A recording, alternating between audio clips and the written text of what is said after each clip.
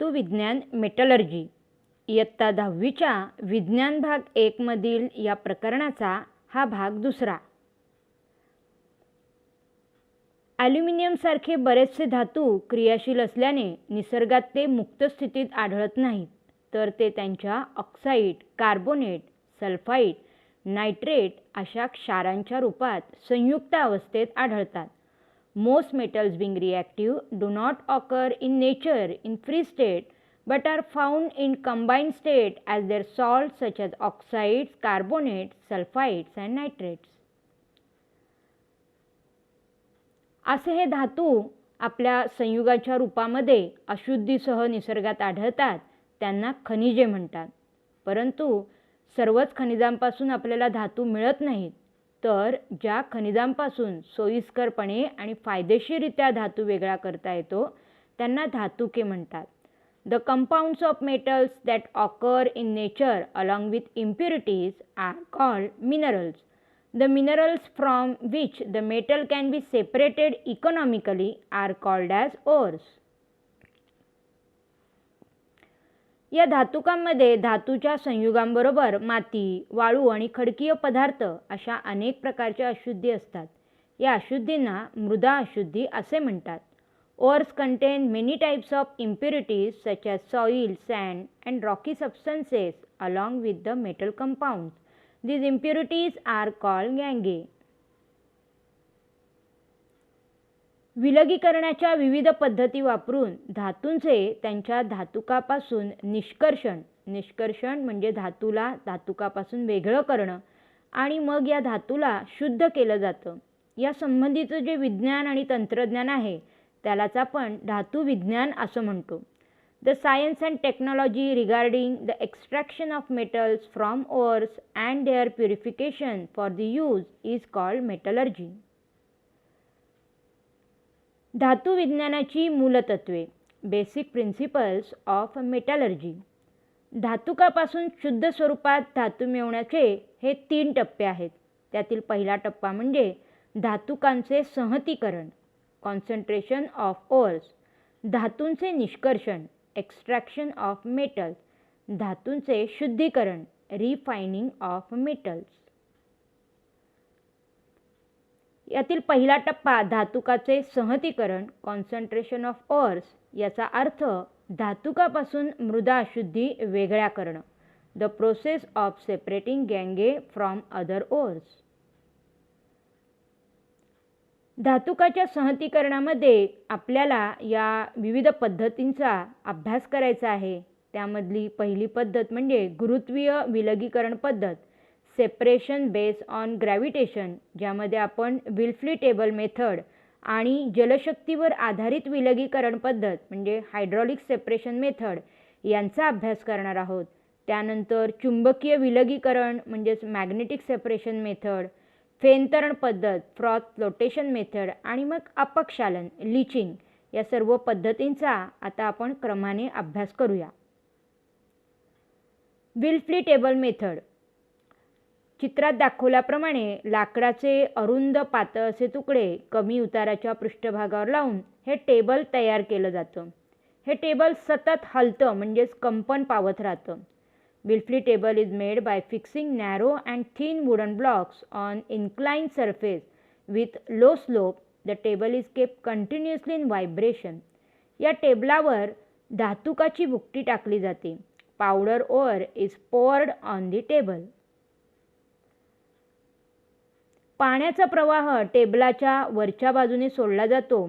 यामुळे पाण्याच्या प्रवाहाबरोबर हलक्या मृदा अशुद्धी दूर वाहून जातात, तर धातुकाचे प्रमाण जास्त असलेले जड कण छोट्या लाकडी तुकड्यांच्या मागे अडून राहतात व त्यांच्यामधील खाचांमधून एकत्र येऊन गोळा होतात.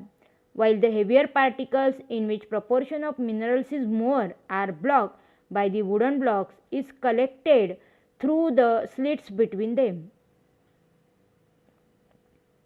जलशक्तीवर आधारित विलगीकरण पद्धत, हायड्रॉलिक सेपरेशन मेथड. यामध्ये बारीक दळलेले धातू वरून हौदात टाकले जाते. चित्रात ते तुम्ही पाहू शकता. हौदाच्या वरच्या बाजूला पाणी जाण्यासाठी एक तोटी तुम्हाला दिसून येईल, तर खालच्या बाजूला पाणी आत सोडण्यासाठी एक नळी असते. या हौदाच्या खालच्या बाजूला असलेल्या नळीतून पाण्याचा प्रवाह अतिशय वेगाने वरच्या दिशेने सोडला जातो. ज्या मृदा अशुद्धी आहेत त्या हलक्या असतात. त्या हौदाच्या वरच्या तोटीतून पाण्याच्या प्रवाहाबरोबर बाहेर वाहत जाऊन वेगळ्या जमा होतात. तर धातुकाचे जड कण जे आहेत ते हौदाच्या खालच्या बाजूला बसतात आणि तळाच्या मार्गाने त्यांना वेगळं करता येतं. चुंबकीय विलगीकरण पद्धत, मॅग्नेटिक सेपरेशन मेथड. या चित्राचं तुम्ही नीट निरीक्षण केलं तर तुम्हाला दिसून येईल की या पद्धतीत विद्युत चुंबकत्व असलेल्या यंत्राची आवश्यकता असते. This method requires an electromagnetic machine. या यंत्राचे दोन भाग म्हणजे दोन प्रकारचे लोखंडी रूळ या चित्रामध्ये तुम्हाला दिसतील, ज्यामध्ये मॅग्नेटिक रोलर एक आहे तर दुसरा नॉन मॅग्नेटिक रोलर आहे. मॅग्नेटिक रोलर म्हणजे चुंबकीय रूळ तर नॉन मॅग्नेटिक रोलर म्हणजे अचुंबकीय रूळ. या फिरत असलेल्या पट्ट्यावर अचुंबकीय रुळाच्या बाजूला बारीक केलेले धातूक म्हणजेच पावडर ओर वरच्या बाजूने हे धातूक टाकताना या चित्रामध्ये दिसून येईल. चुंबकीय रुळाखाली दोन संग्राहक भांडी ठेवतात. Two collector vessels are placed below the magnetic roller. धातुकामधील अचुंबकीय भागाचे कण चुंबकीय रुळाकडे आकर्षिले जात नाहीत आणि त्यामुळे ते फिरत असलेल्या पट्ट्यावरून वाहत पुढे जातात. चुंबकीय रुळापासून लांब असलेल्या संग्राहकात ते पडतात. The particles of the non magnetic part in the ore are not attracted toward the magnetic roller, therefore they are carried along the bed and fall in the collector vessels.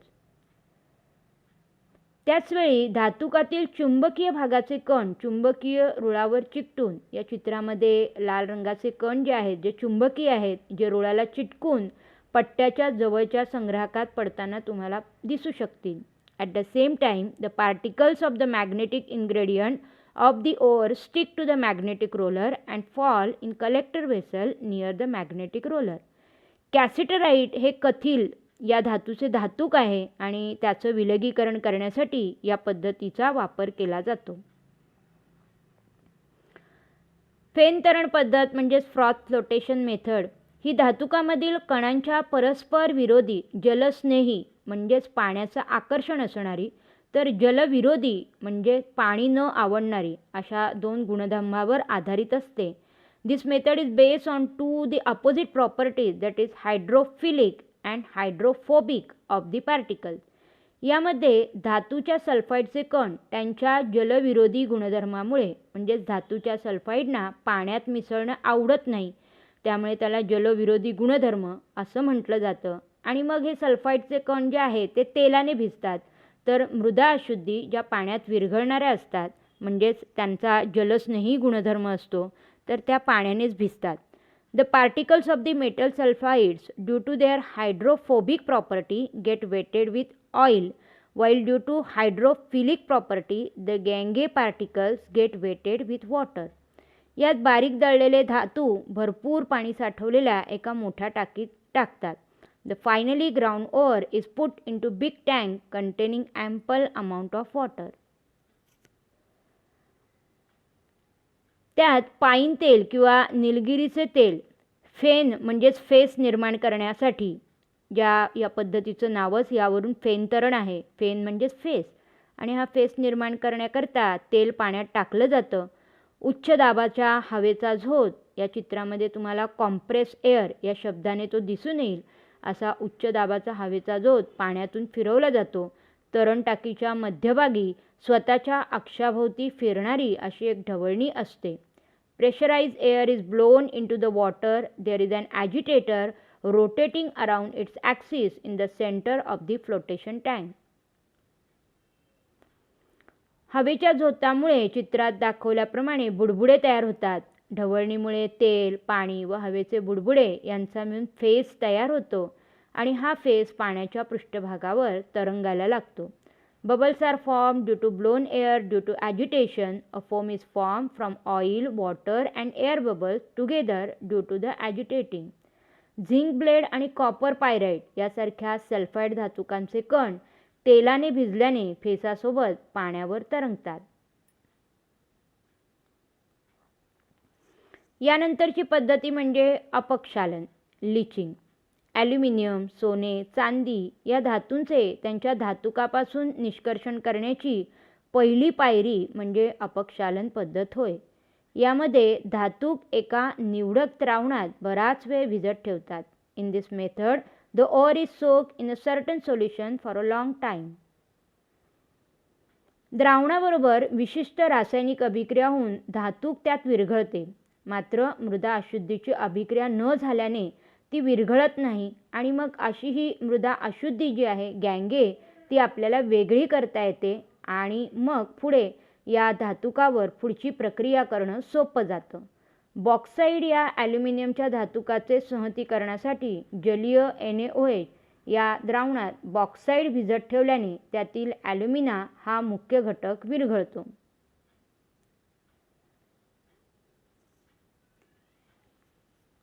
धातुकांचे मूलतत्वे म्हणजेच धातुविज्ञानाची जी मूलतत्वे आहेत, बेसिक प्रिन्सिपल्स ऑफ मेटलर्जी, त्यातील पहिला भाग आपला पाहून झाला तो म्हणजे धातुकाचे संहतीकरण, कॉन्सन्ट्रेशन ऑफ ओर्स. आता आपण दुसऱ्या भागाकडे वळतोय तो म्हणजे धातूचे निष्कर्षण, एक्स्ट्रॅक्शन ऑफ मेटल्स. यात आपण 3 पद्धती पाहणार आहोत. अभिक्रियाशील धातूचे निष्कर्षण, एक्स्ट्रॅक्शन ऑफ रिॲक्टिव्ह मेटल्स, मध्यम अभिक्रियाशील धातूचे निष्कर्षण, extraction of moderately reactive metals आणि कमी अभिक्रियाशील धातूचे निष्कर्षण, extraction of less reactive metals. अभिक्रियाशील धातूचे निष्कर्षण. आता हे अभिक्रियाशील धातू कोणते तर पोटॅशियम, सोडियम आणि ॲल्युमिनियम हे अभिक्रियाशील धातू आहेत. जास्त अभिक्रियाशील धातूमध्ये त्यांच्या बाह्यतम कवचातील इलेक्ट्रॉन गमावून त्यांचे धन आयन होण्याची क्षमता जास्त असते. Reactive metals have large capacity to form cations by losing the electron in their outermost shell. त्यामुळे त्यांच्या निष्कर्षणासाठी विद्युत अपघटनी क्षपण म्हणजेच इलेक्ट्रोलिटिक रिडक्शन ही पद्धत वापरावी लागते. जास्त क्रियाशील धातूंमधलं एक उत्तम उदाहरण आहे ॲल्युमिनियम आणि त्याचंच निष्कर्षण आपल्याला इथे पाहायचं आहे. ॲल्युमिनियमचं मुख्य धातूक म्हणजे बॉक्साईट Al2O3H2O आणि याच्या निष्कर्षणाच्या पायऱ्या स्टेप्स ऑफ एक्स्ट्रॅक्शन आहेत. धातुकाचे संहतीकरण, कॉन्सन्ट्रेशन ऑफ बॉक्साईट ओर, ज्यामध्ये बेअरची पद्धत वापरून बॉक्साईटपासून ॲल्युमिना जो आहे तो वेगळा केला जातो आणि मग या शुद्ध ॲल्युमिनाचं विद्युत अपघटनी क्षपण, इलेक्ट्रोलिटिक रिडक्शन ऑफ ॲल्युमिना ही पद्धत वापरून आपल्याला शुद्ध स्वरूपातील ॲल्युमिनियम प्राप्त होतो. बॉक्साईड या धातुकाचे संहतीकरण, कॉन्सन्ट्रेशन ऑफ बॉक्साईट ओर. बॉक्साईटपासून म्हणजेच Al2O3H2O पासून शुद्ध ॲल्युमिनियम ऑक्साईड Al2O3 मिळवण्याकरता बेअरची प्रक्रिया केली जाते. यात बॉक्साईडचे रासायनिक विलगीकरणाने संहतीकरण केले जाते.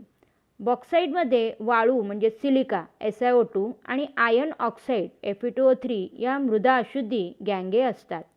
या प्रक्रियेत प्रथम धातू भरडले जाते आणि उच्च सहंत कॉस्टिक सोडा म्हणजेच NaOH सोडियम हायड्रॉक्साईडच्या द्रावणाबरोबर उच्च दाबाखाली 2 ते 8 तास व 140 डिग्री सेल्सिअस ते 150 डिग्री सेल्सिअस तापमानात सार संग्राहकामध्ये तापवले जाते. सार संग्राहकामध्ये म्हणजे डायजेस्टरमध्ये ॲल्युमिनियम ऑक्साईड हे सोडियम हायड्रॉक्साईडच्या जलीय द्रावणात विरघळून सोडियम ॲल्युमिनेट तयार होते. सोडियम ॲल्युमिनेट म्हणजे NaAlO2. याप्रमाणे मृदा अशुद्धीमधील वाळू म्हणजेच SiO2 याची अभिक्रिया सोडियम हायड्रॉक्साईड समीकरणात दाखवल्याप्रमाणे सोडियम हायड्रॉक्साईड म्हणजे NaOH आणि वाळू म्हणजे SiO2 या दोघांची रासायनिक अभिक्रिया झाली की तयार होतं Na2SiO3 म्हणजे सोडियम सिलिकेट. मृदा अशुद्धीतील जो आयर्न ऑक्साईड हा घटक आहे तो जलीय सोडियम हायड्रॉक्साईडमध्ये विरघळत नाही आणि त्यामुळे तो गाळून वेगळा करता येतो. आता जे सोडियम ॲल्युमिनेट आपल्याला मिळालेलं आहे ते पुढे पाण्यात टाकून विरल केले जाते. सोडियम ॲल्युमिनेट अर्थात NaAlO2 पाण्यात टाकल्यामुळे H2 बरोबर त्याची रासायनिक अभिक्रिया झालेली या केमिकल रिॲक्शनमध्ये तुम्ही पाहू शकता, ज्यात आपल्याला मिळालं आहे AlOH ट्वाईज म्हणजेच ॲल्युमिनियम हायड्रॉक्साईड. हा जो ॲल्युमिनियम हायड्रॉक्साईड आहे तो घटक पाण्याने धुवून कोरडा केला जातो आणि नंतर 1000 डिग्री सेल्सिअस तापमानाला तापवून त्यापासून आपल्याला ॲल्युमिना म्हणजेच Al2O3 हा जो भाग आहे हा भाग वेगळा मिळवता येतो. अजूनही आपल्याला ॲल्युमिनियम मिळालेलं नाही. आता हा जो ॲल्युमिना आहे Al2O3 त्याचं विद्युत अपघटनी क्षपण आपण पाहणार आहोत.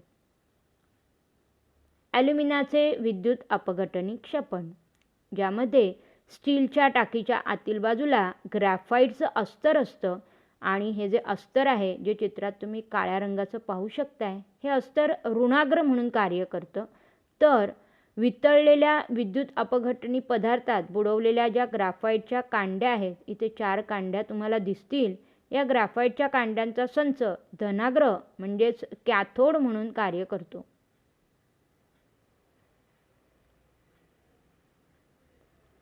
ॲल्युमिनाच्या निष्कर्षणात in the extraction of alumina क्रायोलाइटचे कार्य आणि रासायनिक सूत्र लिहा. क्रायोलाइटचं रासायनिक सूत्र आहे Na2AlFe6. यामध्ये क्रायोलाइट का वापरतात तर मिश्रणाचा द्रवणांक 1000 डिग्री सेल्सिअसपर्यंत कमी करण्यासाठी मिश्रणात क्रायोलाइट मिसळले जाते.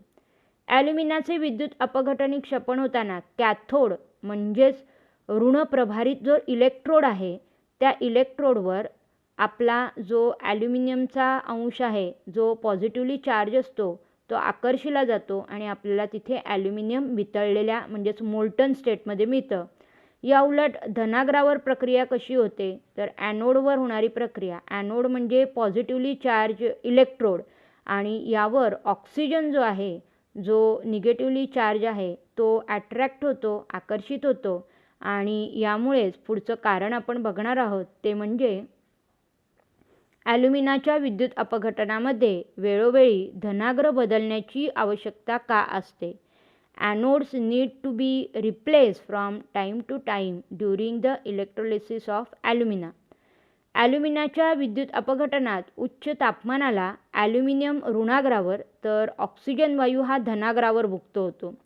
मुक्त झालेल्या ऑक्सिजन वायूची कार्बन धनाग्राशी अभिक्रिया होऊन कार्बन डायऑक्साईड किंवा कार्बन मोनॉक्साईड वायू तयार होतो. During electrolysis of alumina, the oxygen liberated at the carbon anode reacts with graphite rods and forms carbon dioxide. ॲल्युमिनाचे विद्युत अपघटन होताना धनाग्राचे ऑक्सिडीकरण होते म्हणजेच धनाग्राचा आकार कमी कमी होत जातो आणि त्यामुळे ते वेळोवेळी बदलणे गरजेचे असते.